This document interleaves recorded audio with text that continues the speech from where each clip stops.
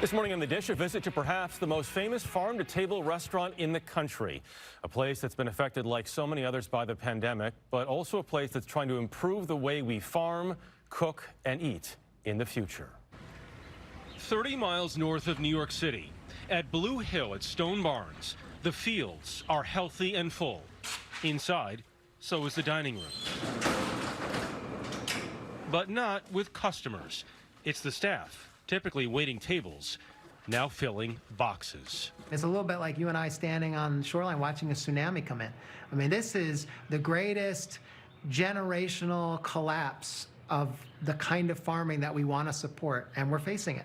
When the pandemic shut down Dan Barber's world-renowned restaurants, it didn't just leave diners seeking a high-end experience out of a reservation. It threatened to ruin the entire farming system Blue Hill has built up. We started to realize when we talked to these farmers about what happens if a restaurant reopens but does 50% of the business or 50% of the sales to the farm for the farmer, and what if farmers markets, because of social distancing, are down 50%. All of a sudden, you start to look at a landscape that's very different from what farms have really ever experienced in this generation. And what they have started telling us was like, well, that's bankruptcy, that we cannot do that. Left with bountiful hauls from local harvests, but no one able to eat inside, Barber turned his operation into a food processing center. All of it carefully prepped and placed not on plates, but in a box. The boxes change pretty much every day. There's themes. You know, we have the fish box theme. We have the pork box. We have the beef box. We have something called the garde manger box, which is really a grab bag from all over the kitchen. The box program is called Resourced, capital ED at the end, for education. Billed as a way to support the independent local food movement during the crisis.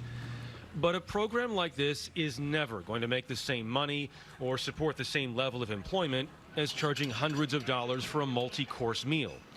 So at Stone Barns, Barber and his farming guru of 20 years, Jack Algier, are also trying to position the dining world post-pandemic. This is all about succession. Yeah, that's right. Well, what you're in right here is what we call our lettuce block.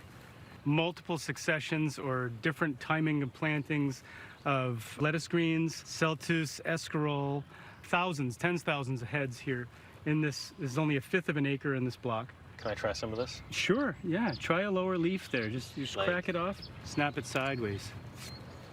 This is called celtus, or we also call it asparagus lettuce.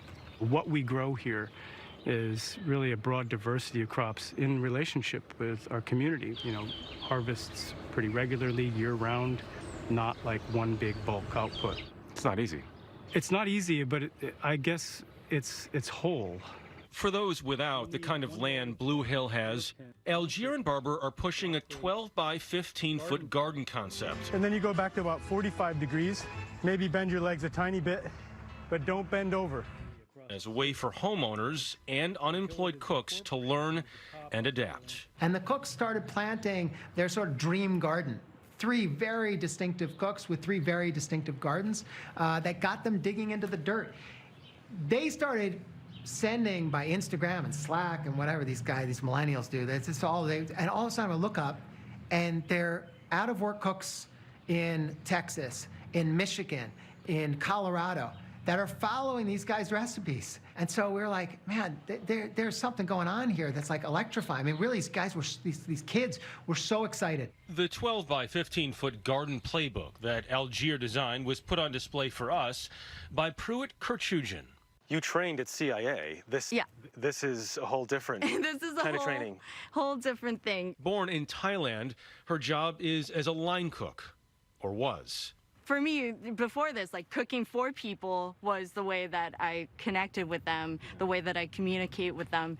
And with that gone, I was like, how am I gonna like interact with people? Really nice and very at a time when like everything seems very much like it's changing day to day, gardening means that you actually have to plan for the future.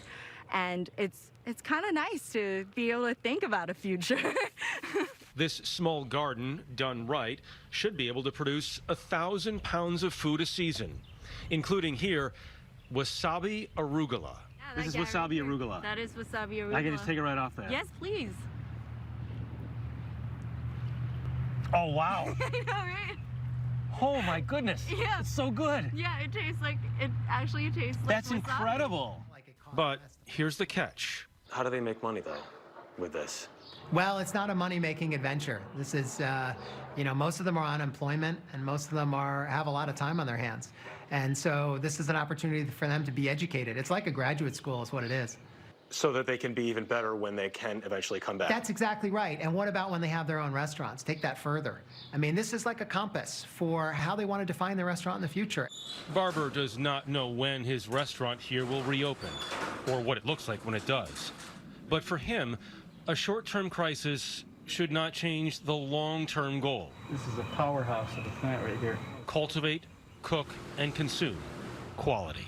Once you have this kind of food and once you experience what a farmer experiences every day, your frame for buying food into your restaurant changes. For chefs, the road is clear.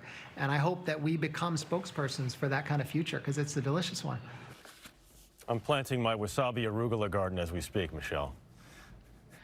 And for emotional health, it's a wonderful thing. Thank you so much, Jeff.